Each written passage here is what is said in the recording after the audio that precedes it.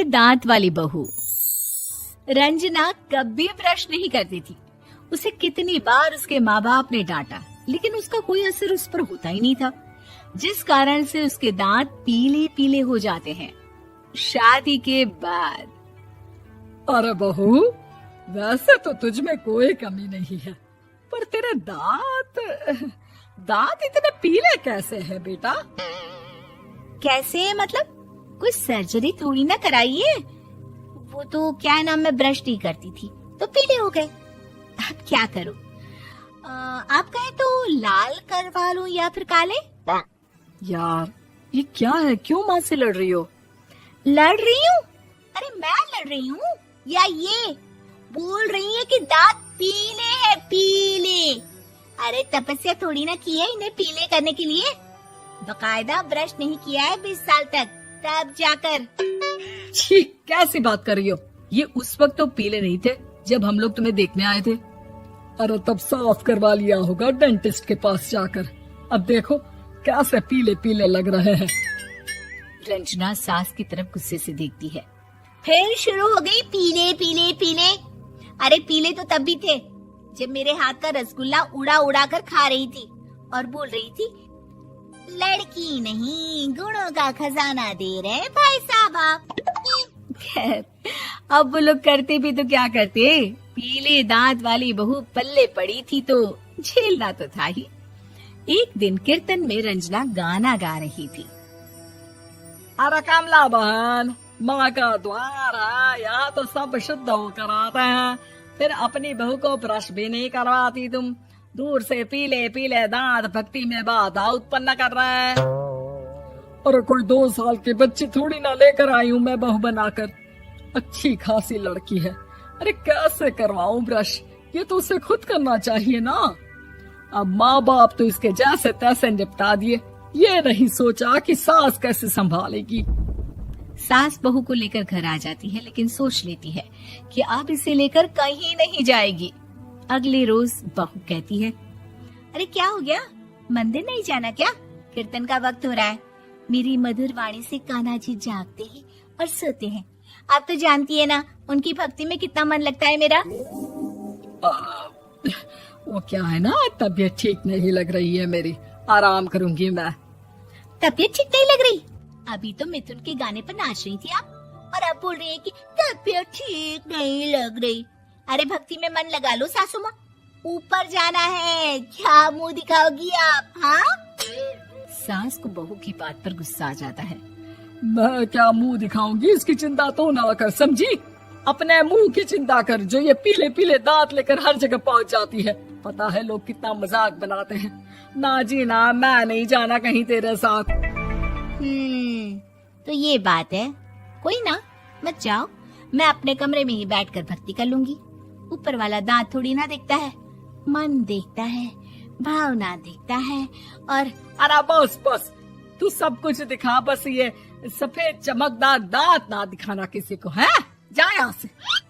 बहू को सास की बात का कोई फर्क नहीं पड़ता, वो तो जैसी थी वैसी ही रह जाती है। सुबह नहाकर किचन में खाना बनाना, फिर खाना खाना, कीर्तन भजन करना और सो जाना। एक दिन, माँ जी मैं सहेली के घर जा रही हूँ, शाम को लेट आऊंगी।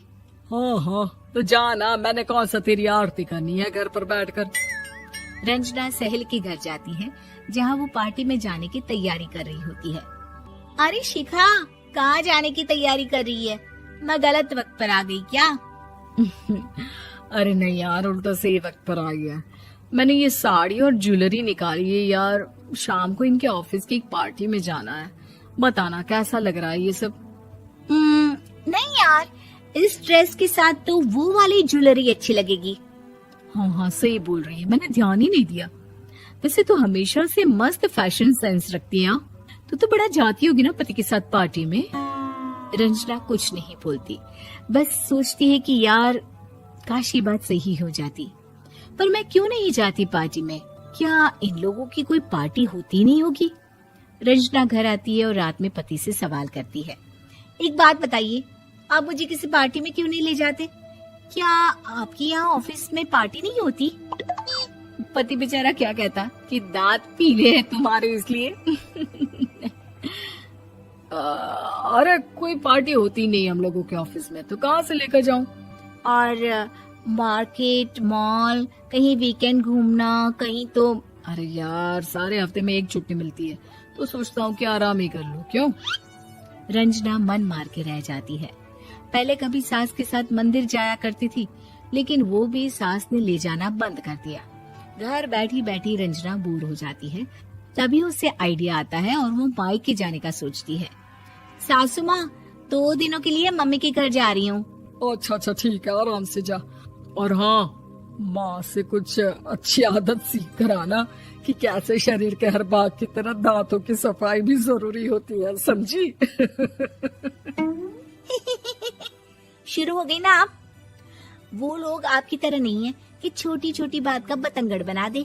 उन लोगों के लिए मैं मायने रखती हूँ, ना कि मेरे पीले पीले दांत। रंजना माँ को बिना बताए उन लोगों को सरप्राइज देती है, लेकिन जैसे ही वो दरवाजे पर पहुंचती है, अंदर देखती है कि घर वाले कहीं जा रहे होते हैं। अब माँ, काश रंजना दीदी के दांतों वाली प्रॉब्लम नहीं होती, तो वो भी हम लोगों के साथ चलती ना बुआ जी की बेटी की शादी में। हाँ बेटा, लेकिन अब उसे कौन समझाए कि उसको उसके पीले दांत नहीं दिखते, लेकिन उसके आसपास के लोगों को कितना एम्बैरेसिंग फील कराते हैं। मुझे तो कितनी बार उसके स्कूल की टीचर ने शिकायत की कि उसके साथ कोई लड़की बैठना भी नहीं चाहती, और ना ही कॉलेज में कोई उससे बात करना चाहता था। लेकिन पता नहीं क्यों उसे ये बात समझ में ही नहीं आती। कोई कमी नहीं है उस लड़की में, बस यही कि दांत पीले हैं। वो तो भला हो जीजा जी और उनकी माँ का, जो दीदी को जैसी है वैसे ही रखा हुआ है। रंजना को अपने घर वालों की बात सुनकर बहुत दुख होता है। वो सोचती है कि वो क्या करे, लेकिन फिर वो सीधा डेंटिस्ट के पास जाती है, अपने दांत चमकाती है और कसम खाती है कि वो रोज ब्रश करेगी। अरे क्या हो गया?